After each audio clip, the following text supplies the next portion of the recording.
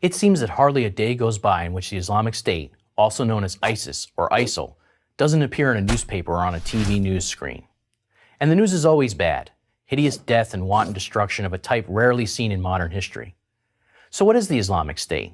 Where did it come from? What does it want? And why? Let's try to answer these questions in turn.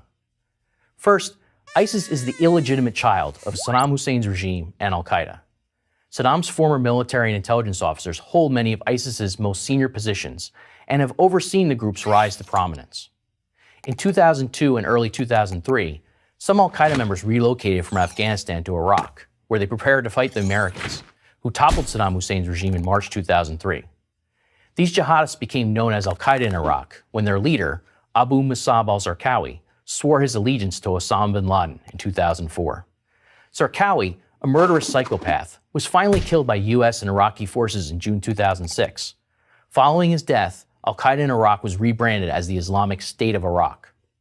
In 2010, a new leader took control of the group, Abu Bakr al-Baghdadi. Taking advantage of the power vacuum left by the complete U.S. withdrawal from Iraq in 2011 and the Syrian civil war that began that same year, Baghdadi and his lieutenants greatly expanded the size and scope of the organization.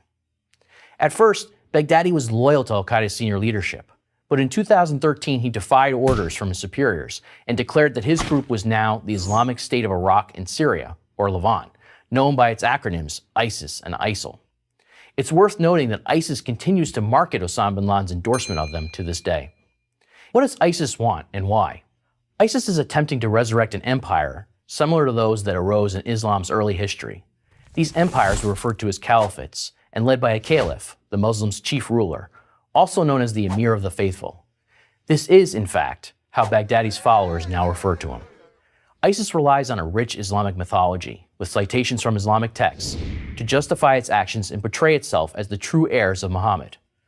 Their propaganda videos use Islam's early history to frame their actions as part of an ongoing conflict with the Crusaders. ISIS's leaders want their followers to believe they are fighting as part of the same religious war.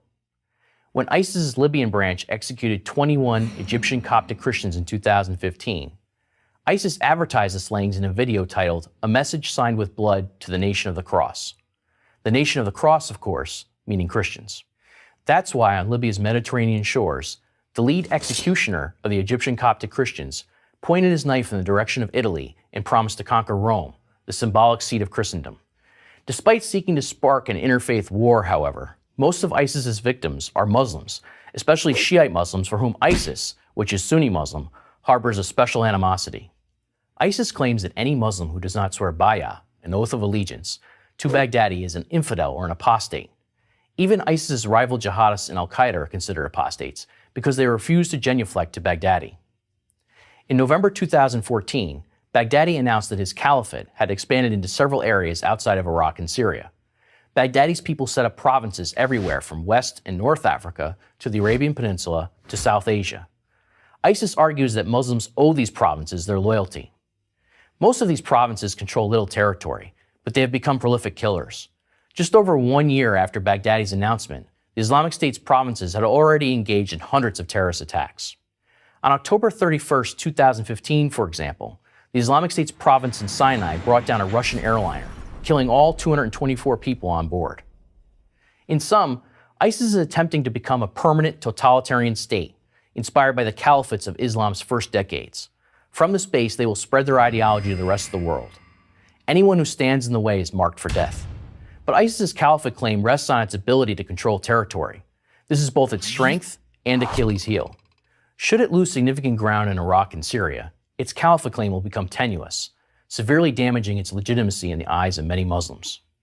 How this might happen is a key question for the United States, Europe, Asia, and many in the Arab world. But this much we know: it will take much more than airstrikes. I'm Tom Joscelyn of the Foundation for the Defense of Democracies for Prager University. To subscribe to our YouTube channel, click here. To help keep our videos free, donate here.